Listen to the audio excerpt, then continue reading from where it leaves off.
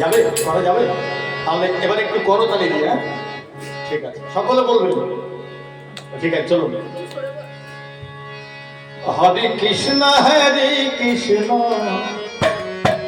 কৃষ্ণ কৃষ্ণ হরে হরে, হরে রাম হরে রাম, রাম রাম হরে হরে, হরে কৃষ্ণ হরে কৃষ্ণ কৃষ্ণ কৃষ্ণ হরে হরে, হরে রাম হরে রাম, রাম রাম হরে হরে, হরে কৃষ্ণ হরে কৃষ্ণ হরে কৃষ্ণ কৃষ্ণ কৃষ্ণ হরে হরে, হরে রাম হরে রাম হরে রাম, রাম রাম হরে হরে, হরে কৃষ্ণ হরে কৃষ্ণ কৃষ্ণ কৃষ্ণ হরে হরে, হরে রাম হরে রাম, রাম রাম হরে হরে।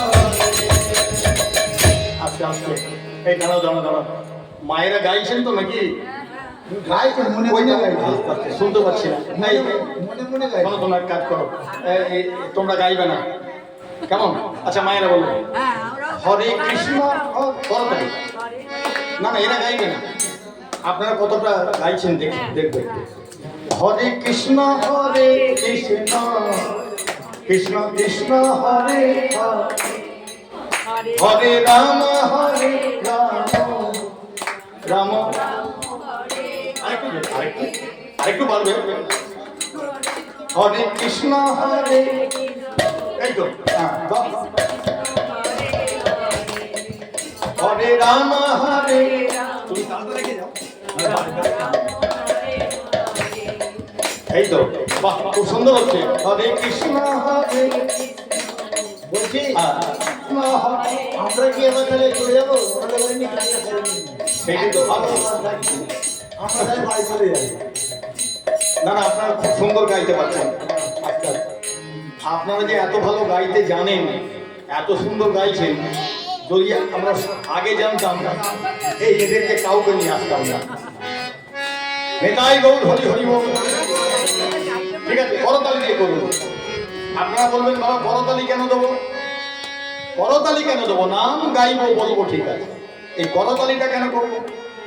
করতালি দিলে কি হবে জানেন? উপকার আছে। উপকারটা কি? আমাদের প্রত্যেকের মধ্যে 10টি করে ইন্দ্রিয় রয়েছে, আরো রয়েছে, আমি 10টি ইন্দ্রিয়ের কথা বলবো। কেন 24 তত্ত্বে দেহ তো, আমি 10টি ইন্দ্রিয়ের কথা বলছি, যেটি আমাদের মধ্যে রয়েছে। 5টি হলো কর্ম ইন্দ্রিয়, আর 5টি হলো জ্ঞান ইন্দ্রিয়। 5টি কর্ম ইন্দ্রিয় কি কি? বাক, পানি, পাত, বায়ু, উপস্থল, এগুলো কর্ম ইন্দ্রিয়। আর জ্ঞান ইন্দ্রিয় কাকে বলছেন? চক্ষু, কর্ণ, নাসিকা, জিহ্বা, ত্বক,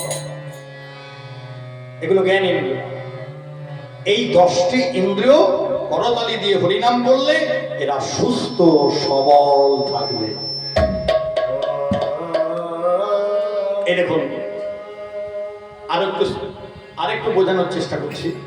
মায়েরা, ধরুন আপনারা এই যে কীর্তন শুনছেন, ধরুন আপনার চোখে একটা কিছু কুটি পড়ে গেল, কোনো ময়লা পড়ে গেল, এই করতালি দিয়ে হরিনাম গাইতে গাইতে ময়লা পড়ে গেলে তখন আপনার মনটা কোথায় যাবে? চোখের দিকে চলে যাবে, যাবে তো? তাহলে এক মনা হতে পারবো না। এক মনে এক ধ্যানে ভগবানকে ডাকলেই হৃদয়টা পরিষ্কার হয়ে যাবে, তবেই নাকি আমরা ভগবান কৃপা লাভ করতে পারবো। এই এক মনা হওয়ার জন্য করতালি দিয়ে নাম করতে হবে, তাহলেই এই 10টি ইন্দ্রিয় এরা সুস্থ সবল সুন্দর থাকবে। ঠিক আছে, সকলে করুন।